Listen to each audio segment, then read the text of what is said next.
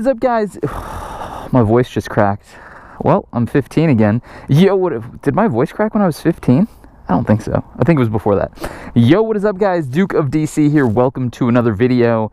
And obviously, it is a very, very special day because this little beauty right here is my brand new, to me, bike.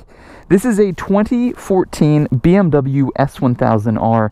If you guys have been watching my channel for a few years, you guys know that I adore this bike. I've been on it in 2014, or I've been on 2015s, 2016s, and then the new 2017. This bike is about 95% the same as the brand new one. The newest one has the up-down quick shifter, the auto blipper, so to speak. It has the Euro 4 exhaust system. I believe they come with like lean angle ABS and whatnot, but styling and everything is just about the same. So it's a 999cc inline 4, very famous BMW's inline 4. This is the same engine that's in the S1000RR and the S1000XR. It is retuned or detuned to 160 brake horsepower. I read somewhere that it's 160 wheel horsepower.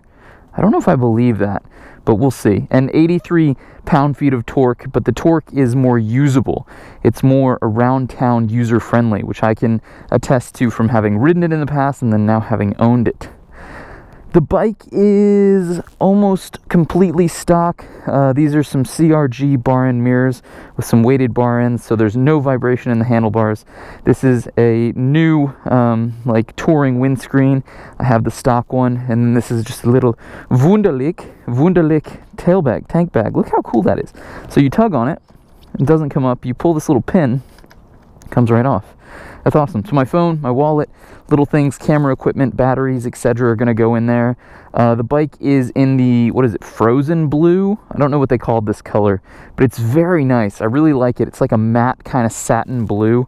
And then it's got some black trim accents.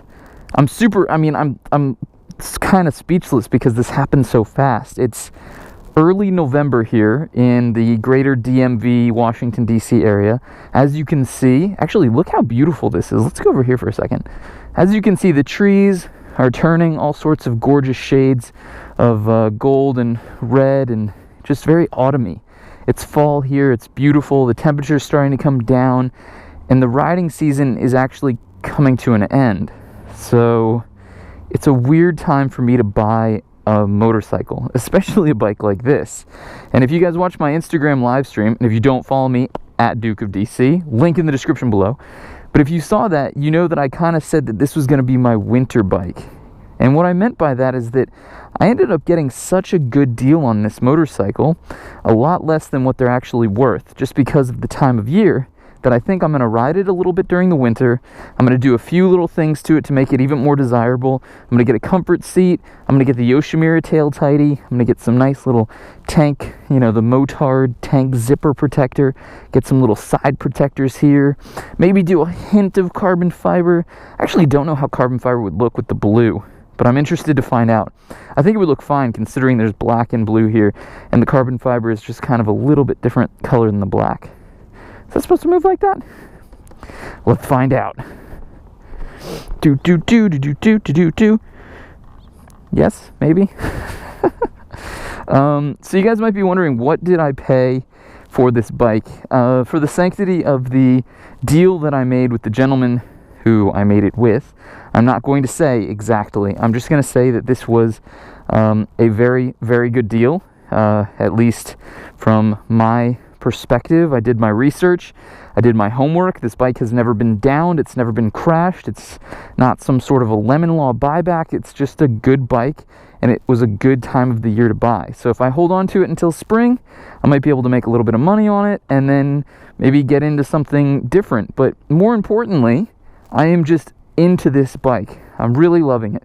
This one has the Gearshift Assist Pro. So if we walk over here, you see this little linkage, and that is the quick shifter. So clutchless upshifts. I don't have to come off the throttle. Look at that. Is that supposed to do that too? Oh yeah, it absolutely is. There's just more play in everything than what you would expect. But yeah, because when you do that, it does that. And then has the cruise control This one has the, I'll just show you, the Dynamic and Dynamic Pro rider modes. So it has the DTC, I believe.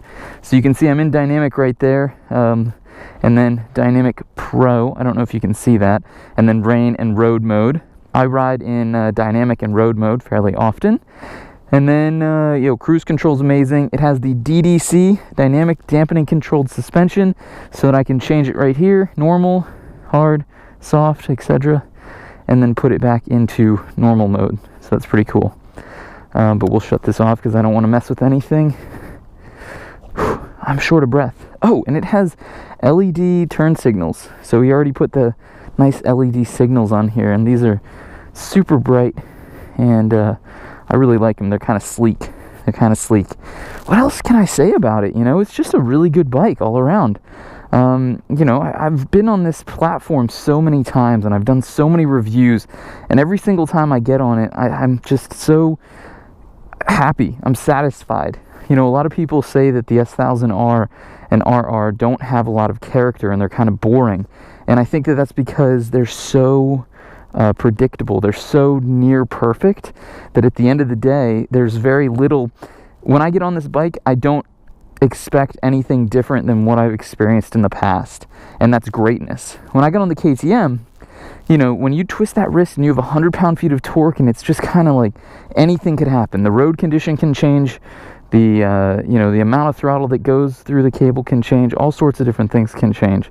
So that's kind of the unpredictable character that a KTM Super Duke has in comparison to something like this. I actually want to make sure this is on here because it seemed like it was a little bit loose. No, we're good. There's just a bit of play.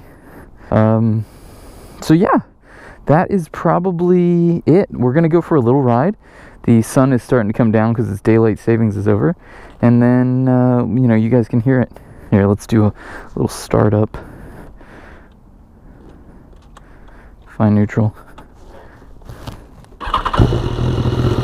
So that's it. It's so funny because having ridden the KTM for so long with the Graves exhaust that was basically a straight pipe, this is so docile. I'm not even wearing earplugs, which I don't recommend, but still. But this is going to be super boring, so see you in a second. Ta-da! And you guys didn't have to sit through all bajillion levels of me leaving a parking garage. Okay, so I'll lower this so that you can hear me a little bit better. I do realize the new mic that I'm using is not nearly as good as the old one, so I'm going to switch back. I'm going to buy another old one. My old one broke. That's why I was like, oh, I'll try a new one. Learning my lesson. If it ain't broke, don't fix it, right? If it ain't broken, I guess don't replace it. So this has linked braking, which is pretty cool and new to me. The front brake here actuates the rear brake as well. Now, obviously, if you want to use the rear brake, like when in a slow speed situation, like a parking garage, you can use it independent of the front. But, oh shit, yeah. It worked. I'm so happy. Let's get the helmet down.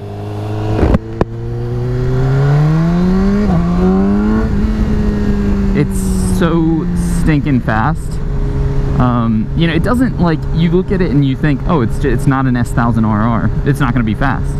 But it screams S1000RR. It's that same high-pitch V4 sound at speed. I almost don't want to change the exhaust. I thought about it because, obviously, I want my bike to sound like RJ's, Royal Jordanians, hashtag, he's the greatest. The GOAT of motovlogging on loud, cool bikes. But at the end of the day, I just like this. I like not having a bike that's obscenely loud. I've been down that road.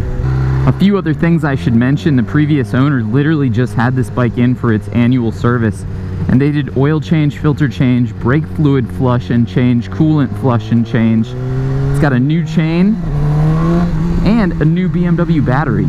Like, holy crap. That probably cost the dude upwards of $500–600 to get all that stuff, I would imagine. I mean, especially from BMW, Jesus. You go straight to the dealership, they are gonna flip and yank you dry. Have I made a good decision? I don't know. I know I get vague about pricing and stuff like that, but it's because I just don't want, you know, the person I bought this bike from knows about DukeOfDC, and in no way do I want to insult him by saying like, yeah, this is how much I gave him for this bike, blah blah blah. Because for me, at the end of the day, it's all about buying good bikes from good people, and that's what I've been so fortunate of doing. Like, this was one of the nicest guys I've ever met, and you know, as long as nothing comes up that's super malicious here in the next few weeks or months of ownership, I'll just assume that he had no idea that he was a good guy. You know what I mean?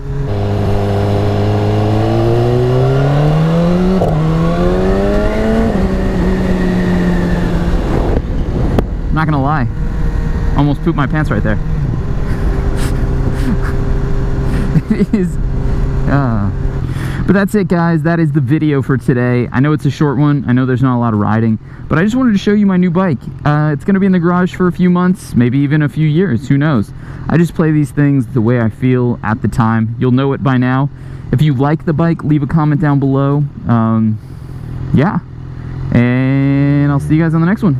Peace.